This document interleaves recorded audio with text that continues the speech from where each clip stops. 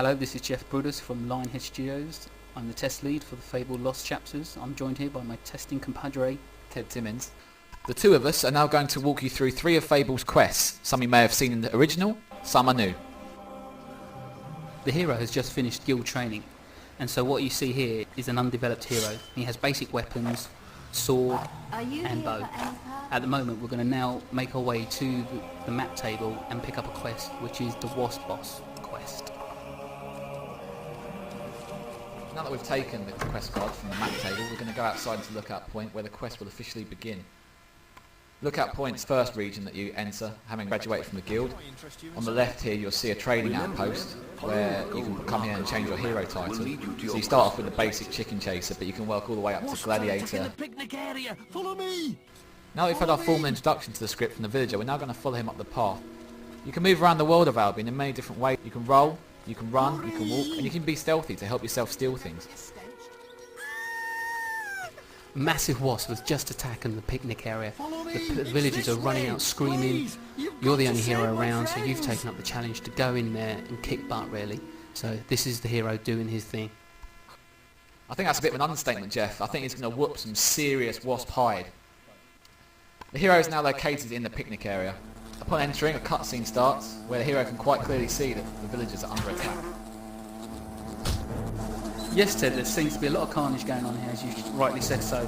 As you can see here in this lovely cutscene that was done by one of our lovely cutscene guys. Okay, the quest is now kicked off. Your first point of call is to save these poor villagers, and that's a good way of getting morale here. So as you can see, he's doing all his flourishing moves here. Yep, there you go, collecting all the orbs so he can get his experience up, so once he gets to the point of leveling up, he can do. So the hero's thinking to himself, now that was a walk in the park, but oh no, here comes the wasp menace herself, sending out her worker bees to destroy him. And the hero's going to fight them, or he can just go straight for her, but he chooses to get the extra experience from the little wasp. He's now using his lightning attack. There are 18 spells in all. There are 2 new epic spells specifically designed for the lost chapters. There's also bow combat, as you can see here. Again, she's casting more of her worker bees to try and distract the hero, but no, the hero's having none of it, just going straight for her. Now as you can see, he's just taken out all the worker bees so he can go straight for the mother of all wasps. Here we go. Lightning, a few hits with a few flourish moves in a minute. Here we go, look at that. Ah, and she's down for the count. Yeah, I agree, Jeff. She'd definitely be getting up after that one. So now the hero's just that little bit closer to being more legendary, more renowned, and above all, the hero of all heroes.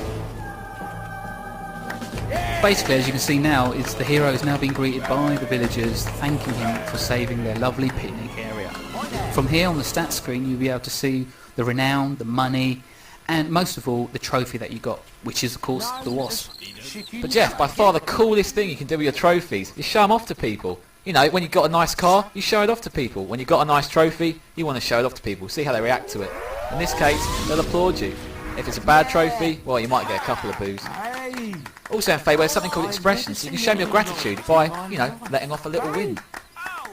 And on that bum note, we're going to move ahead now and see what the hero's like a little bit later on.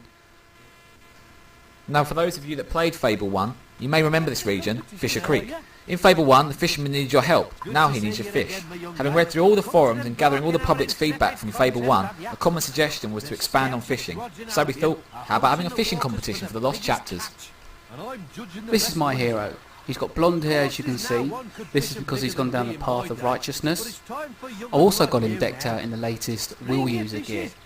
I've taken off the top layer, so basically he's got his bare chest, which can show off the scarring, show off the tanning as well as you go out in the sun. And also, you can, when you put tattoos on, the villagers would always comment on it. Yeah, Jeff, your hero looks alright, but wait till you see my hero in the next quest. Back to the quest at hand. We now got a fish, which we caught earlier, which we're going to give to this fisherman to try and win the competition. The question is it going to be big enough? Now we now know the size. We're going to enter it into the competition. With a little bit of luck, we'll win.